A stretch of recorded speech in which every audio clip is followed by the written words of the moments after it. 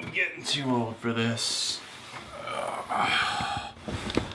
Oh, what do we have here? Could it be? Could it be? Could it be? Yeah, it's time for a vinyl update.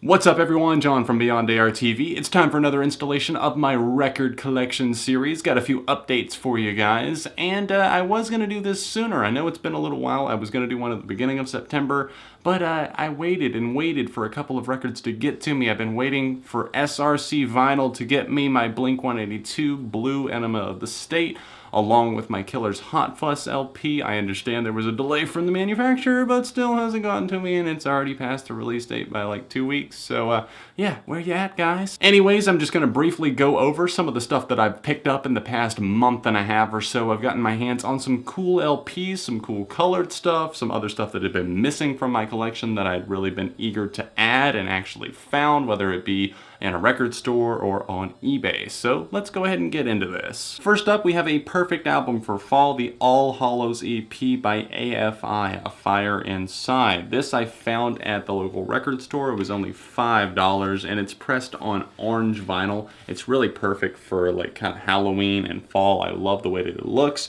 and sounds. I hadn't spent much time listening to this before, but I saw it in the record store and knew that I had to pick it up just because I'm a big fan of AFI, at least some of their stuff, and I really started getting into this EP as a result of this. And speak of the devil, just like that, we have another AFI record. This is a very rare one. This has not been repressed that I'm aware of, at least not officially, since its release in 2006. This is December Underground. This was one of the first albums I ever owned. I mean, I owned albums, but not legitimately, but believe it or not, this is the first album that I ever legit went out and bought for myself. I had a CD copy. I still have that, obviously. It's sitting on my shelf behind me, and I needed that vinyl LP copy. I'd been searching for a while, but they were just ridiculously high prices. There's some box sets. There's like a 10-inch box set floating around out there. This is pressed on black vinyl. I think it really fits with the aesthetic, obviously. This is something that I've actually considered getting tattooed on myself before, the whole rabbit circle. I wouldn't get the AFI in the middle, but I always thought this was such a cool thing here. You guys might remember me giving a pretty positive review to Interpol's El Painter, which is translated to, in English, of course, The Painter. And I like how they kind of paint stories with this record. I think that's what it was really referring to.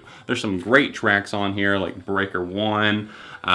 There's some ones that were like this released as singles on this thing. All the Rage Back Home. It's just got a great looping guitar on it, kind of a distant feel to it. It really brought Interpol, I feel like, back to what they were doing best. And this is a white copy that I once again found at the record store for a great deal in the used bin. Prepare to be very jealous because I do have a new copy of Black Parade by My Chemical Romance. No, I did not pick up the Living with Ghosts. I'm kind of glad that I didn't. I mean, I like that a lot, but I don't know if I like it enough to own it on vinyl. This is not just the standard black like I owned before. I actually did not know this existed. This is the Bone Splatter edition. I believe Hot Topic had the exclusive here. I somehow missed out on this pressing. I'm not exactly sure how, but I am so glad that I have this now. It sounds fantastic, maybe even better than the black copy that I had before. I just love seeing it on the turntable. I also got a copy of their debut album. I Brought You My Bullets, You Brought Me Your Love. This is another really, really solid album. I am going to review it at some point, I promise. My brand new collection is finally complete. This was the only missing piece. I had been slowly adding them over the months and years. Devil and God was the first one I picked up, and Your Favorite Weapon was the most recent I picked up before this, but I finally found this at the record store. Every time I would go, it seemed like they would be sold out of that one and have everything else in stock. I almost ordered it on Amazon, but I finally walked in there one day and they had it. So finally, I have Deja Entendu. I actually might re-review this at some point. I don't really care for my first review. All of my brand new records are pressed on black vinyl.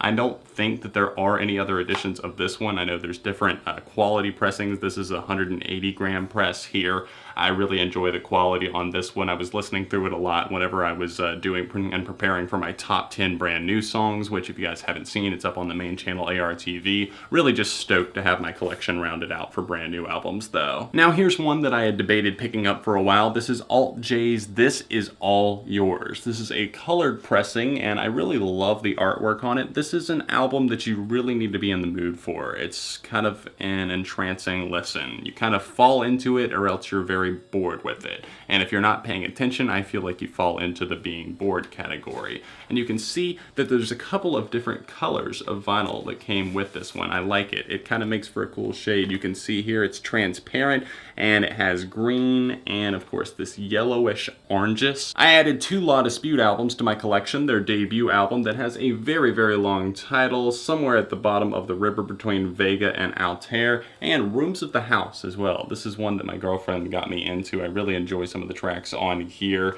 It's an interesting concept behind it, just a winter storm and everything going on there. I actually traded with her. I surprised her because she had bought the black copy of it, and I actually walked into the record store one day. All of my stories of losing money seem to be of me walking into a record store, but I walked in one day and he was just ringing me up for something else, and then I noticed that he was playing La Dispute on the speakers, and I was like, oh yeah, I know what this is. And he was like, yeah, I just got some of the records back in, and since he knows me, he actually cut me a deal. I got 50% off of the stuff that he was going to put out on the floor, and he said especially if you get a couple of them. So I was like, yeah, I'll go ahead and take these 2. I got kind of like a purplish color of this, I believe it is. I don't have it anymore. Obviously, I traded with her, and she has that now. So I have the standard black copy of this, which I really enjoy as well. This one I think is my favorite out of the 2, though. It would be so nice if I had a copy of Madonna's. Oh, I do have a copy of Madonna's debut album. Self-titled, bitches. I doubt you can see the little text here, but this is That's the Spirit by Bring Me the Horizon. I bought this one used. Got a really good deal on it. It was only 10 bucks. Could not resist. I actually really started getting into this album. I was just listening to it one day in my car on my iPod, and I was thinking, you know, like whenever I was getting ready for my top 10 Bring Me the Horizon tracks, I was like, this is a good album. And then after it dropped, I kind of regretted it because I was like, wow, I probably would have put some more of these songs on here. This is a damn solid and a really damn good album overall. But I love it. I love the gatefold artwork on this as well. This is a black record, totally fits with the aesthetic. Obviously, this being an all-black sleeve that we've got going on here, yeah, it works out perfectly. Moving on to a couple of Green Day releases, because you know I'm always adding Green Day releases wherever I can. We'll start with these, and we'll talk about some of the 7 inches here in a minute. This one obviously being Nimrod, a classic album from the 90s. This is actually something that came on yellow vinyl. I got really, really lucky here. Hot Topic had a pressing of this. I'm not even sure when it was. I don't think it was recently, but I went into my local Hot Topic one day and they had just a bin of vinyl in the back, and this was sitting there. It was only like 20 bucks. And obviously I grabbed that immediately, run up to the cash register to buy it, and I was like, I don't want anybody else even looking at this before I buy it. I also picked up Kerplunk, an album that I reviewed recently. I've been reviewing all of Green Day's albums on the main channel if you were curious. Now, I know I said prepare to hate me last month, but prepare to hate me again because I've got 2 new Fall Out Boy records, repressings, and let me tell you, this one sounds so much better than the other one. We're gonna start with From Under the Cork Tree. This album came out in 2005. One of my favorite Fall Out Boy albums. We'll get to another one that's one of my favorites here in just a second, but this one is not only on prettier vinyl, but it also actually sounds good on vinyl. My maroon copy, the audio quality just was kind of shit. Now you can see what it looks like here. It's got this kind of nice maroon panning out to yellow. I like the way that it starts off there, and that's obviously a 2 LP set. I also not only got this one, don't hate me guys, but I did also pick up Infinity on High, and you guys are probably having your jaws dropped right now. A lot of you guys probably didn't even know that this had been repressed yet, and you're thinking, John, how have you not even opened that yet?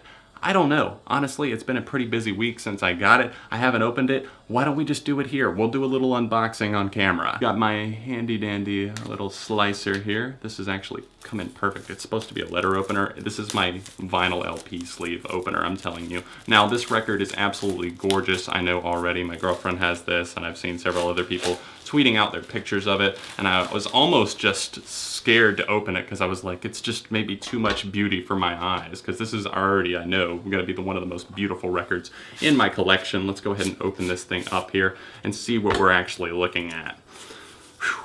I can already see the, oh my gosh, guys, This is marvelous. Before we get to the final 2 new records, I've got a couple of singles that came in. I got these pretty cheap on Green Day's web store, Waiting, and then another one that came with one of my Green Day LPs, and I also picked up Brand New's Monade. This is on clear vinyl here. It was limited edition. I wanted to go ahead and pick it up just because I really do enjoy this song. I hope it makes it on their full length. It's hopefully coming out at some point. Getting to the final records here, I do have 2 releases that are very important to my teenage years. The first of those being Life Starts Now by 3 Days Grace. This finally got a vinyl repressing. This just came in the mail, like I said, the day that I'm filming this video. It's perfect timing right around my 7th anniversary on YouTube. Believe it or not, this was the first album that I ever reviewed on my main channel, ARTV. The album that started it all for me in YouTube, so it's really special to have a copy of this. Last but certainly not least, we have a copy of A Beautiful Lie by 30 Seconds to Mars. I always love the rose in the top corner there. This is an album that I kind of like went in and out with for years. Like, I knew it back in the day. I actually had a copy when I was like 13, 14 years old, and I love some of the tracks on here, but I would just fall away from it for a while. But I really find myself coming back to a lot of these tracks now, especially towards the end of this thing. I really like the track Hunter a whole lot, more experimental. The Kill, obviously. The title track, A Beautiful Lie, being my favorite song on here. Jared Leto, just an incredible vocalist, really showing that off here. I wish the band would get more back to, like, I guess they're like more aggressive and alternative roots. That's it for this final update, guys. Don't forget to drop a like on this video. I hope you did enjoy it. Let me know some of the records that you'd love to steal from the ones that I showed off today, but don't you dare do it, because, you know, that just wouldn't be good for it. Please don't break into my house and steal my records. That wouldn't be good for anyone. I hope you did enjoy the collection update, though. Let me know some records that you see getting repressed soon that you'd love to get your hands on, or maybe some ones that I don't know about that have been repressed that you think I would like. Sound off in the comments section down below. If you want to see the last update that I did for vinyl records, or just want to see the whole collection series, it'll be linked in the description, or you can check some of the annotations floating directly below me. Thanks for watching, and I'll see you very soon on Beyond ARTV.